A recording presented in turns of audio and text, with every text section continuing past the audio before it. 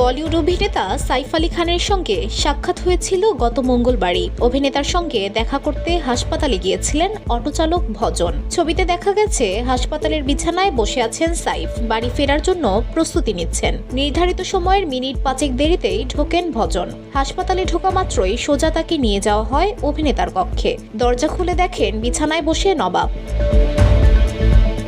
ভজন বলেন, যখন ওনার ঘরে ঢুকলাম দেখলাম তার মাসুহ গোটা পরিবার সেখানে উপস্থিত। সবার চোখে মুখে চিন্তার ছাপ, কিন্তু আমাকে ভীষণ সম্মান দিয়েছেন তারা সবাই। তিনি বলেন, আমাকে ডেকেছেন, ভালো লেগেছে। তেমন কিছু না, একেবারেই সাধারণ সাক্ষাৎ। আমি ওনার জন্য আগেও প্রার্থনা করেছি, এখনো তাই করব। তবে শুধু সাক্ষাতেই নয়, তাকে আর্থিক সাহায্যও করেছেন অভিনেতা বলে জানান অটোচালক। এর আগে যখন হাসপাতালে সাইফ আলীকে নিয়ে যান ভজন, তখন কোনো ভাড়া তিনি চাননি। সেই সময় টাকা দেওয়ার মতো অবস্থায় ছিলেন না তিনি। তবে সুস্থ হতেই ভজনকে ডেকে ধন্যবাদ জানান সাইফ। অভিনেতা বলেন, সেই রাতে সময় মতো আপনি পৌঁছে দিয়েছেন, অনেক ধন্যবাদ। তাহলে কি সুস্থ হতেই সেদিনের ভাড়া মিটিয়ে দিলেন সাইফ? এমন প্রশ্নের উত্তরে অটোচালক ভজন বলেন, টাকা পয়সার বিষয়ে কিছু জানি না। আমি সেদিনও কিছু চাইনি, আজও কিছু চাইব না। দিলেও ভালো, না দিলেও আক্ষেপ নেই। একটি সূত্রের খবর, সাইফ আলী খান সে রাতের কথা মাথায় রেখে 50,000 টাকা পুরস্কার তুলে দেন অটোচালক ভজনের হাতে।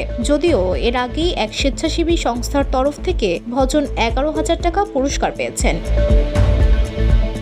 উল্লেখ্য, অভিনেতা সাইফ আলী খান বুধবার গভীর রাতে নিজ বাড়িতে দুষ্কৃতকারীর হাতে আক্রান্ত হওয়ার পর মুম্বাইয়ের লীলাবতী হাসপাতালে শয্যাশায়ী ছিলেন। সেখানে তাকে অস্ত্রোপচার করানো হয়। সফল অস্ত্রোপচারের পর তাকে আইসিইউ থেকে জেনারেল বেডে নেওয়া হয়। তবে শারীরিক অবস্থার উন্নতি হলেও মেরুদণ্ডের আঘাতপ্রাপ্ত স্থানে ক্ষত হওয়ার শঙ্কা ছিল।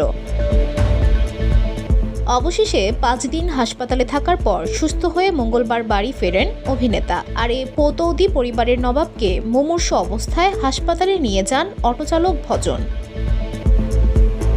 VOD Bangla news desk.